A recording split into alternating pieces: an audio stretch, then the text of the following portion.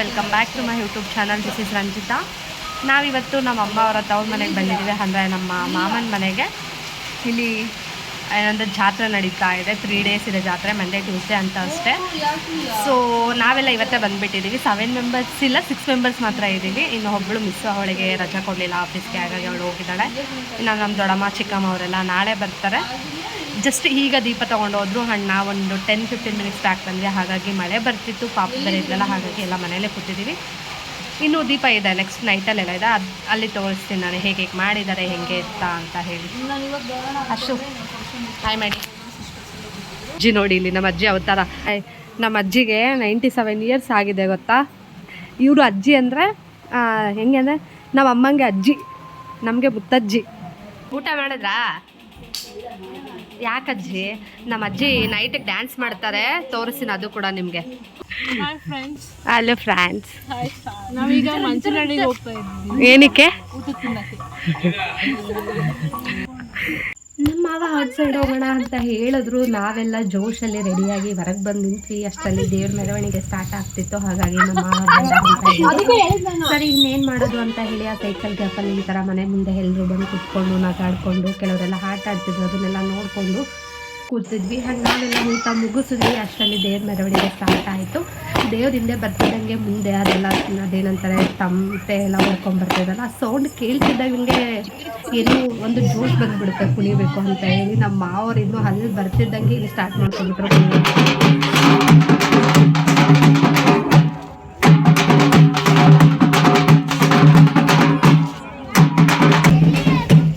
ನೀನು ಆಗ್ತೇನೆ Ashok.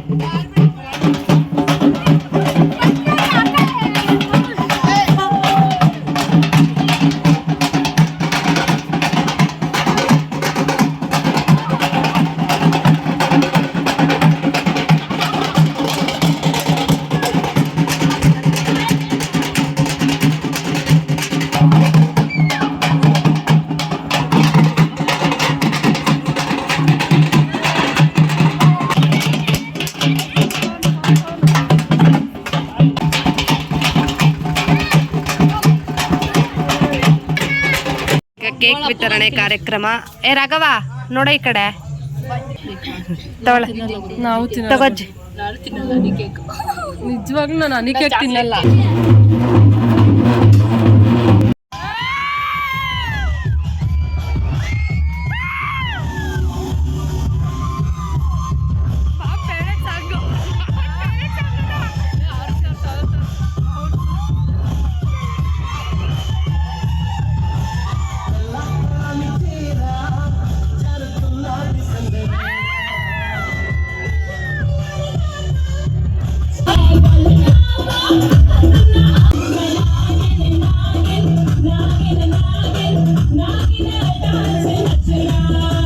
Hello, good morning. It's second day ಜಾತ್ರೆ ಆಗಿರುತ್ತೆ. ಆಲ್ರೆಡಿ ದೀಪ ಎಲ್ಲ ಮಾಡೋದಕ್ಕೆ ಮನೇಲಿ ಎಲ್ಲರೂ ಹೊರಟಿದ್ದಾರೆ. ನಾವು ಲೇಟಾಗಿ ಹೋಗ್ತಾ ಇದ್ವಿ, ಸ್ವಲ್ಪ ಲೇಟ್ ಆಯಿತು ನಮ್ಮದು, ಹಾಗಾಗಿ ನಾವು ವಿ ಆರ್ ಗೋಯಿಂಗ್. ಈಗ ದೀಪ ನಮ್ಮ ತೋಟದ ಹತ್ರ ಇದೆ, ಹಾಗಾಗಿ ವಿ ಆರ್ ಗೋಯಿಂಗ್. ತುಂಬ ರಶ್ ಇದೆ ನಮ್ಮ ಗ್ಯಾಂಗಲ್ಲಿ. Hello gang, hi. ಫುಲ್ ಜನ ಆಲ್ರೆಡಿ ಎಲ್ಲ ಹೋಗ್ತಾ ಇದ್ದಾರೆ. ಅಂದರೆ ಈ ದೇವಸ್ಥಾನಕ್ಕೆ ಇಲ್ಲೇ ತೋಟದ ಹತ್ರನೇ ಬಂದು ದೀಪ ಎಲ್ಲ ಇಲ್ಲೇ ರೆಡಿ ಮಾಡಿಕೊಂಡು ಅದಾದ ನಂತರ ದೇವ್ರಿಗೆ ತೊಗೊಂಡು ಹೋಗ್ತಾರೆ, ಸಪ್ಲಮ್ಮ ದೇವಿ ಅಂತ ಹೇಳಿ. ಬನ್ನಿ ಬೇಗ ಬೇಗ.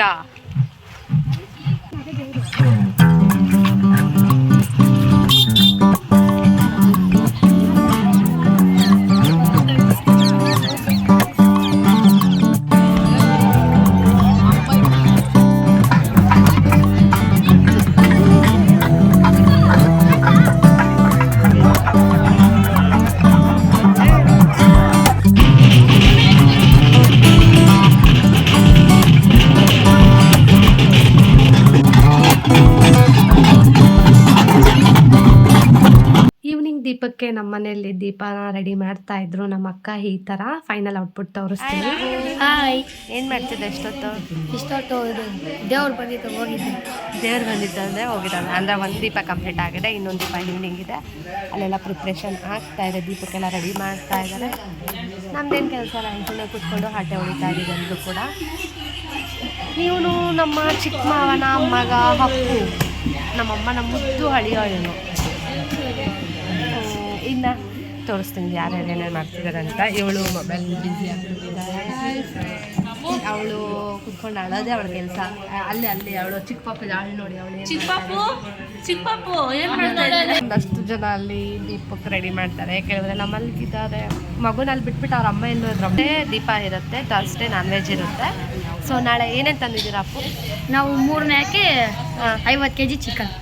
3 ಮೇಕೆ ತಂದಿದ್ದಾರಂತೆ, 50 kg ಚಿಕನ್ ತಂದು ಎಲ್ಲ ಚಿಲ್ಲಿ ಉಡಾಯಿಸ್ತಾರೆ ಫ್ರೆಂಡ್ಸ್. ಅದಕ್ಕೇನು ತೊಂದರೆ. ನಾನ್ ವೆಜ್ ಅಂದರೆ ಇವತ್ತು ತುಂಬ ಜನ ಕಡಿಮೆ ಇದ್ದಾರೆ ವೆಜ್ ಅಂತ ಹೇಳಿ. ನಾಳೆ ಅಷ್ಟರಲ್ಲಿ ಊರಲ್ಲಿ ಕಾಲಿಡೋಕ್ಕಾಗಲ್ಲ, ಅಷ್ಟು ಜನ ಬಂದಿರ್ತಾರೆ ಅಲ್ವೇನೋ. ಅಂದರೆ ನಾನೊಂದು 3rd ಸ್ಟ್ಯಾಂಡರ್ಡ್ 4th ಸ್ಟ್ಯಾಂಡರ್ಡ್ ಇರಬೇಕಾದ್ರೆ ಇಲ್ಲಿ ಜಾತ್ರೆ ಆಗಿದ್ದು. ಅದಾದ ನಂತರ ಈಗ ಆಗಿದ್ದೆ 16 ಇಯರ್ಸ್ ಸಮಥಿಂಗ್, 15 ಇಯರ್ಸ್ 16 ಇಯರ್ಸ್ ಆಗಿದೆ. ಅಂದರೆ ಈಗ ಸಂಜೆ ದೀಪ ಇದೆಯಲ್ಲ, ಅದಕ್ಕಂತೂ ತುಂಬ ಜನ ಬರ್ತಾರೆ. ಫುಲ್ಲು ಜೋರಿರುತ್ತೆ ಈ ದೀಪ. ನಿನ್ನೆ ಆಗಿರೋದಕ್ಕಿಂತ ಮಾರ್ನಿಂಗ್ ಆಗಿರೋದಕ್ಕಿಂತ ಸಂಜೆ ಆಗೋ ದೀಪಕ್ಕಂತೂ ಸಿಕ್ಕಾಪಟ್ಟೆ ಜನ ಬರ್ತಾರೆ. ಮರಿಗಮ್ಮ ದೇವಸ್ಥಾನಕ್ಕೆ ದೀಪ. ಈಗ ಅದಕ್ಕೆ ನಮ್ಮ ಮನೇಲೂ ಕೂಡ ದೊಡ್ಡದಾಗಿ ರೆಡಿ ಮಾಡಿದ್ದೀನಿ. ದೊಡ್ಡಮ್ಮ ಮನೆ ಅಂದರೆ ಫುಲ್ ನೆಂಟ್ರಲ್ಲ, ಸ್ವಲ್ಪ ಮೆಸ್ ಇರುತ್ತೆ, ಅಡ್ಜಸ್ಟ್ ಮಾಡ್ಕೊಂಡು. ಅಪ್ಪು ಬಾಯ್ ಮಾಡಿ. ಬಾಯ್. ಹಾಯ್ ಫ್ರೆಂಡ್ಸ್ ಅಂತ ನೋಡಿ. ನನ್ನ ಮಗಳು ಕೂಡ ಹಾಯ್ ಫ್ರೆಂಡ್ಸ್ ಅಂತ ಇದ್ದಾಳೆ. ಅಮ್ಮ ನಿನ್ನ ಹೆಸರು ಏನಮ್ಮ? ಯತಿಕ್ಷಾ. ನನ್ನ ಹೆಸರು ರಂಜಿತಾ ಚಿಕ್ಕಿ. ಜೋರಾಗಿ ಹೇಳು. ಇಲ್ಲಿ ಬಾ, ಹೇಳಿವಾಗ ಫಸ್ಟ್ ಹೇಳು. I love you. ನಂಗೆ ಕಿಶು ಕೊಡು. I love. ಇದು ನಮ್ಮ ಫೈನಲ್ ಔಟ್ಲುಕ್.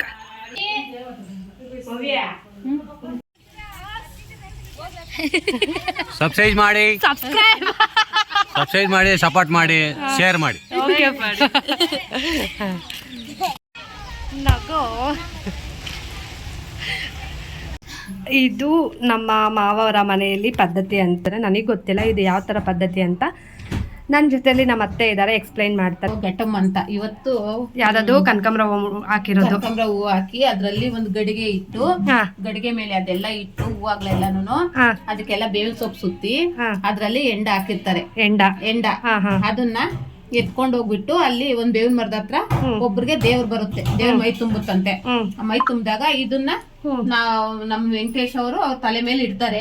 10 ಜನ ಇಟ್ಕೊಂಡ್ರು ಅವ್ರು ಹಿಡಿಯಕ್ಕಾಗಲ್ಲ, ಅಷ್ಟು ಪವರ್ ಇರುತ್ತೆ ಅದಕ್ಕೆ. ಇದ್ರಲ್ಲಿ ಏನಿದೆ ಈ ಮಡಿಕೆ? ಅನ್ನ ಮಾಡಿದ್ದಾರೆ. ಅವತ್ತಿಂದ ನಮ್ಮ ಮನೆಯಲ್ಲೇನೆ. ಅಂದ್ರೆ ಇಷ್ಟು ವರ್ಷ ನಮ್ಮ ತಾತವ್ರು ಮಾಡ್ಕೊ ಬರ್ತಿದ್ರು. ಈಗ ನಮ್ಮ ತಾತವ್ರೆಲ್ಲ, ಹಾಗಾಗಿ ನಮ್ಮ ಮಾವ ಅವರು ಕಂಟಿನ್ಯೂ ಮಾಡ್ತಾ ಇದ್ದಾರೆ. ಸೊ ಆಲ್ರೆಡಿ ದೀಪಗಳೆಲ್ಲ ಆ ಕಡೆಯಿಂದ ಬರ್ತಾ ಇದೆ. ನಮ್ಮ ಮನೆಯಲ್ಲಿ ದೀಪಕ್ಕೂ ಮುಂಚೆ ಇದನ್ನ ತೆಗಿಬೇಕಲ್ವಾ ಅತ್ತೆ? ಅಥವಾ ದೀಪ ಹೋದಾದ್ಮೇಲೆ? ಎಸ್, ಇದರ ಬ್ಯಾಕ್ ಗ್ರೌಂಡ್ ಇಷ್ಟೆಲ್ಲ ಇದೆ ಅಂತ ನಮ್ಮ ಅತ್ತೆ ಭವ್ಯ ಅಂತ ಹೇಳಿ. ಹಾಯ್ ಮಾಡಿ ಮೇಡಮ್. Hi bye. ಎಸ್, ಈಗ ಅತ್ತೆ ದೀಪ ನೀವೇನತ್ತೆ ತಗೊಳ್ಳೋದು? ನೀವೇನೇನಾ? ಈ ದೀಪನ ನಮ್ಮ ಅತ್ತೆ ಈಗ ತಗೊಳ್ತಾರಂತೆ. ಆಡ್ಲಿ ಇದನ್ನ ಒಂದು 2 or 3 hours ಎತ್ಕೋಬೇಕಂತ ನಮ್ಮ ಅತ್ತೆ ಫುಲ್ ಸ್ಟ್ರಾಂಗ್ ಆಗಿ ರೆಡಿ ಆಗ್ಬಿಟ್ಟಿದ್ದಾರೆ. ಆದ್ರೂ ಉಪವಾಸ ಇದಾರೆ ಅನ್ಸುತ್ತೆ ಅಲ್ವಾ ಅತ್ತೆ? ಉಪವಾಸ ಏನೇನ್ ಮಾಡ್ತಾರ ನೋಡ. ಈಗ ಇವರೇ ನಮ್ ದೊಡ್ಡ ಮಾವ. ಇವ್ರು ಅದನ್ನ ಹಾಕ್ಬಿಟ್ಟು, ಮಾವ ಇದನ್ನ ಹಾಕಿ ಅವ್ರು ತಗೊಂಡೋಗ್ತಾನೆ ಅದನ್ನ. ಎಸ್, ಯಾರು ಹಾಕ್ತಾರೆ? ನಮ್ಮ ಮಾಮ. ಮತ್ತೆ ಅದನ್ನ ತಗೊಂಡೋಗ್ತಾರೆ. ಹೇಳಿ ಹೇಳಿ ಮಾವ. ಎಸ್, ಆಲ್ರೆಡಿ ನಾನು ಹೇಳಿದ್ದೆ, compare to yesterday and today morning ಈಗ ಆಗುವಂಥ ದೀಪ ಅಂತೂ ತುಂಬ ಜೋರಾಗಿ ನಡೆಯುತ್ತೆ ಅಂತ. ಹಾಗಾಗಿ ನಮ್ಮ ಮನೇಲೂ ಕೂಡ ಫುಲ್ ಕಲರ್ಫುಲ್ ಆಗಿ ದೀಪ ಎಲ್ಲ ರೆಡಿ ಮಾಡ್ಕೊಳ್ತಿದ್ರು. ಆ್ಯಂಡ್ ನಾನು ಹೇಳಿದೆ ಅಲ್ಲ, ನಮ್ಮ ಮನೇಲಿ ಒಂದಷ್ಟು ಪದ್ಧತಿ ಇದೆ ಅಂತ. ಆ ಪದ್ಧತಿ ಆಫ್ಟರ್ 16 years ಆದ ನಂತರ ದೀಪ ಇಲ್ಲಿ ನಡೀತಾ ಇರೋದು. ಹಾಗಾಗಿ ಅದು ಇಟ್ಟಿದ್ದಾರೋ ಇಲ್ವೋ ಅಂತ ಹೇಳಿ ಈಗ ಒಬ್ಬರು ಹೋದ್ರಲ್ಲ, ಸೊಪ್ಪಿಟ್ಕೊಂಡು ಅವರ ಮೈ ಮೇಲೆ ದೇವಿ ತುಂಬಿರ್ತಾರೆ. ಅವ್ರು ಬಂದು ಚೆಕ್ ಮಾಡ್ತಾ ಇದ್ದಾರೆ ಇಟ್ಟಿದ್ದಾರೋ ಇಲ್ವೋ ಅಂತ ಹೇಳಿ. ಚೆಕ್ ಮಾಡಿಕೊಂಡು ಅವರು ಹೊರಟರು. ಅದಾದ ನಂತರ ನಮ್ಮ ಮನೆಯಿಂದ ದೀಪಗಳು ಕೂಡ ಹೊರಡ್ತಾ ಇದೆ.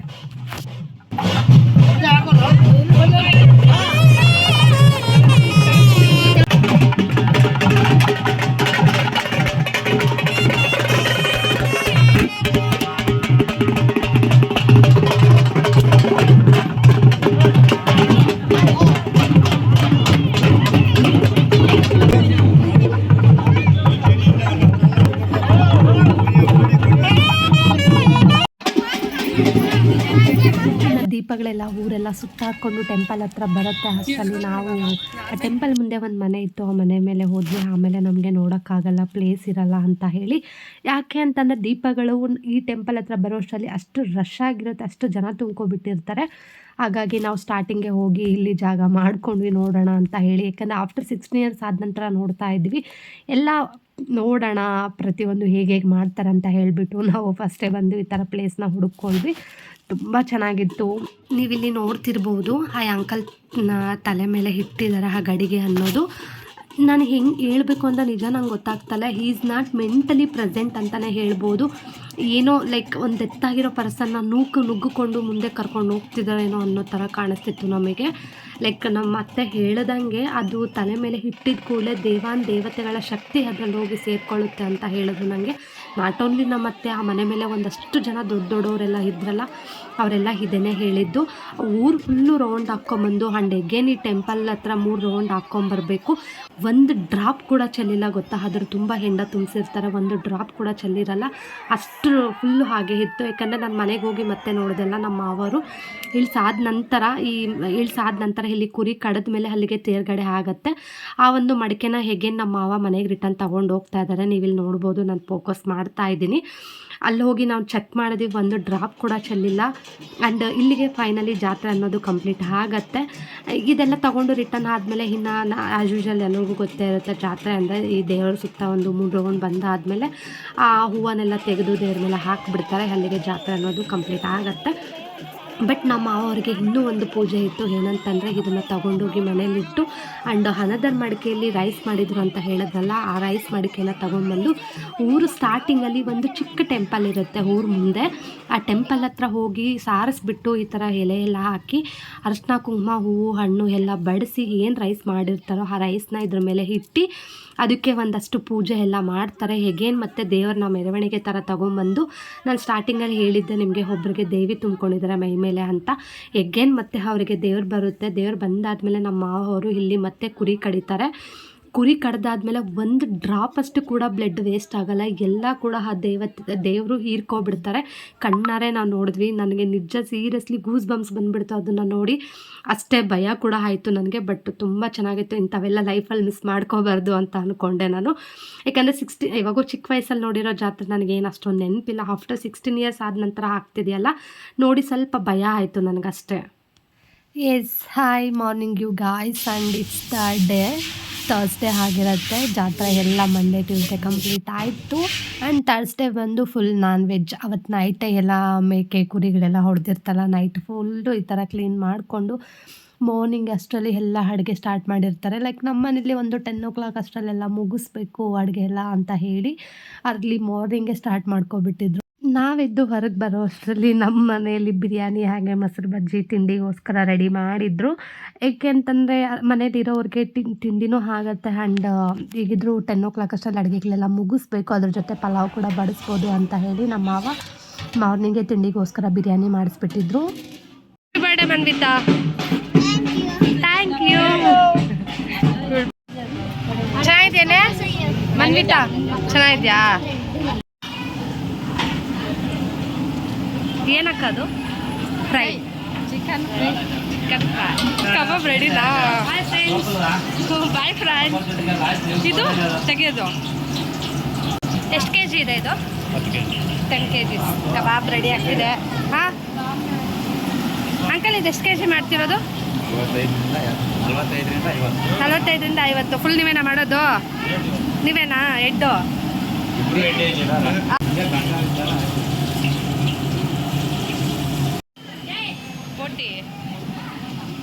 ಒಂದು ಕಡೆ ನಾನ್ ವೆಜ್ ಪ್ರಿಪ್ರೇಷನ್ ಆಗ್ತಿದೆ, ಇನ್ನೊಂದು ಕಡೆ ಅವಳ ಬರ್ಡೇ ಅಂತ ಹೇಳಿ ಬರ್ತ್ಡೇ ಸೆಲೆಬ್ರೇಟ್ ಮಾಡೋಕ್ಕೆ ಎಲ್ಲ ರೆಡಿ ಮಾಡ್ತಿದ್ರು.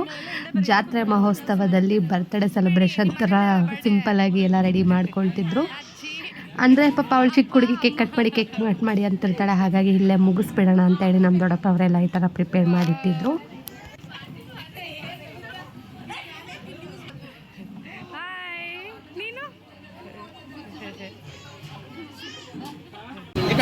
ಹ್ಯಾಪಿ ಬರ್ಡೇಗಳಲ್ಲಿ